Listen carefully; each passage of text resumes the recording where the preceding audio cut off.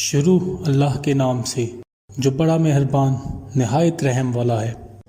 دوستو، آج کی ویڈیو میں ہم جس گروہ کا ذکر کرنے جا رہے ہیں وہ اسلامی دنیا کا انتہائی شفاق گروہ تھا جس نے بہت سارے نامور مسلمان شخصیات کو قتل کیا۔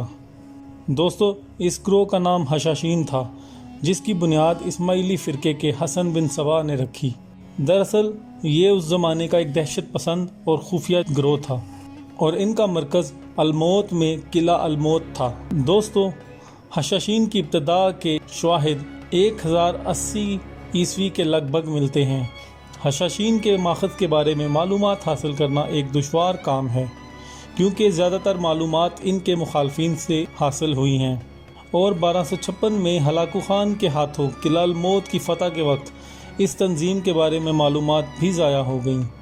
البتہ حسن بن صبا کے اس تنظیم کے بانی ہونے کے بارے میں شواہد ہیں۔ حسن بن صبا کی تنظیم حشاشین میں درجہ بندیاں تھیں اور اس کے ادبی ارکان جن کو مہلک قاتلوں کی حیثیت سے تربیت دی جاتی تھی انہیں فدائی کہا جاتا تھا، جو کہ حشاشین کے نام سے مشہور تھے۔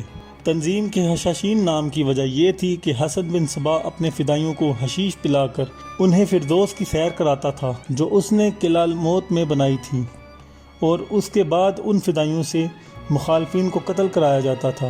فدائی حشیش کے باعث نشے میں ہونے کی وجہ سے اس فردوس کو حقیقت تسلیم کرتے اور اس کو حاصل کرنے کی جستجو میں نامور شخصیات کا قتل کرنے میں لگ جاتے۔ ان فدائیوں کو چھپ کر وار کرنے کی انتہائی صلاحیتوں سے نوازا جاتا۔ ان کا خاص ہتھیار زہر میں بجھا ہوا ایک خنجر ہوا کرتا تھا جس سے یہ اپنے ٹارگٹ پر وار کرتے اور کامیاب ہو جاتے، لیکن اگر کوئی فدائی اپنے کام کو سر انجام دینے میں ناکام رہتا تو اسی زہر آلود خنجر سے اپنے آپ کو ختم کر لیتا۔